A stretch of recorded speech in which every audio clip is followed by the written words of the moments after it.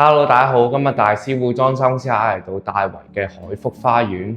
呢個單位面積大係460尺，屋主可成係2房1廳嘅。今次個單位嘅裝修風格係呢個現代風嘅設計風格，我哋希望一種簡約、明亮同埋實用嘅感覺。非常感謝業主信任，送咗係本公司嘅全拆套餐加適合工程。今次嘅工程係包括客廳、房間、廚房、廁所嘅地磚、瓷磚更換。新訂造櫥櫃、浴室櫃、鏡櫃、浴屏，仲有包括全屋嘅家私、水電、清潔費、假天花 LED 燈、全屋嘅油漆、房門、大門等等，合共係398000蚊連工包費，外仲有冇其他附加費用以成為本嘅？首先一開始同大家介紹廚房嘅位置。廚房我哋設計咗一組 L 型嘅櫥櫃，下邊呢留有咗防洗衣機嘅空間。櫥櫃嘅用色選用咗淺米白嘅顏色，而呢一個位置留有咗放雪櫃嘅空間。最後中間嘅位置配搭咗白色嘅石英石面。廁所門方面呢，選用咗灰棕色嘅顏色。廁所方面選用咗現代簡約風嘅風格。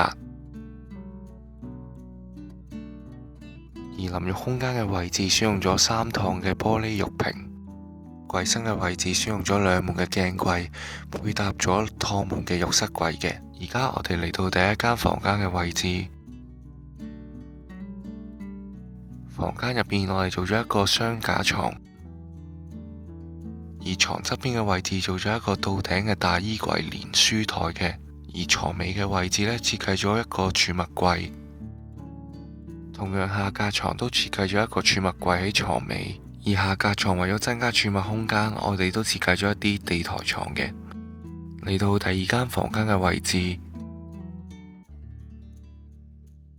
房間入邊設計咗一個4尺嘅柔滑床，而床身側邊嘅位置設計咗一個到頂嘅大衣櫃連書台。